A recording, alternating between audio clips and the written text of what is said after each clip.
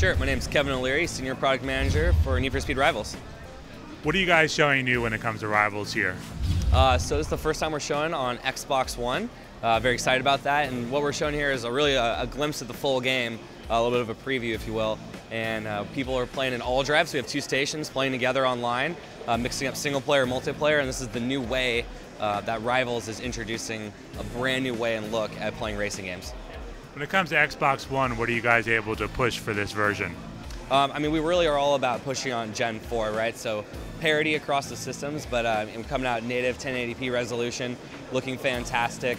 All drive supports 6 players across all platforms, and that's a design decision based upon how much fun it is and like kind of the chaos mixed with organization and fun within the world. So I think from a perspective of what's going on here, we have Connect features, which is really cool, pushing the social play with Need for Speed Network, but also just the beautiful visuals that Frostbite 3 helps us push with Need for Speed Rivals.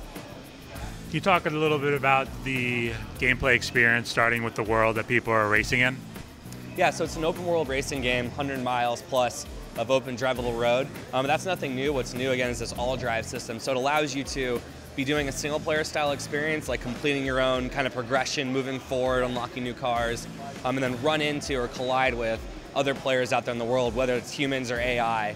And you can set those scenarios of how you want, or you can organize with your friends, like, hey, let's all meet up and do this event, or they can just happen organically. So I think that's the really cool, unique thing, which makes Rivals a pretty cool game. But when it comes to the world, I was just trying to get a sense of the different types of environments and places people will be racing in.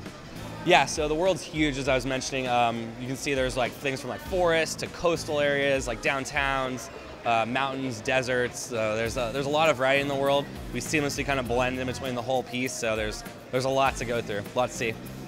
When it comes to the next generation experience from a visual standpoint, what are you guys able to do?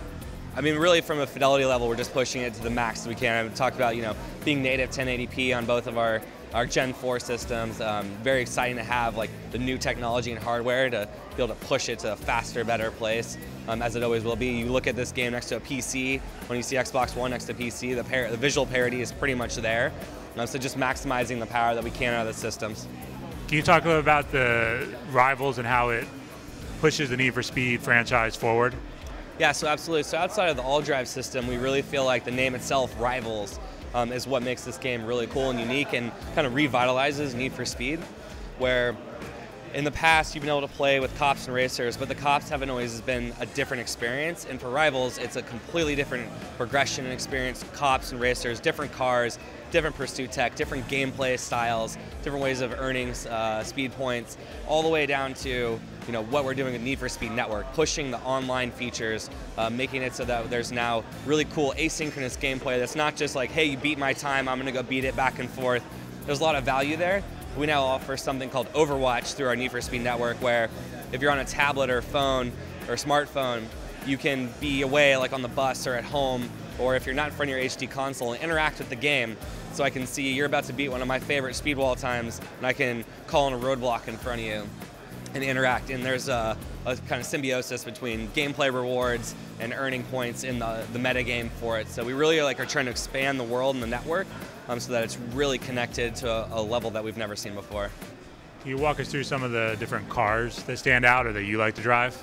Oh, absolutely. I mean, I'm really excited that Ferrari's back in, first off. So we have 6 different Ferraris in the game.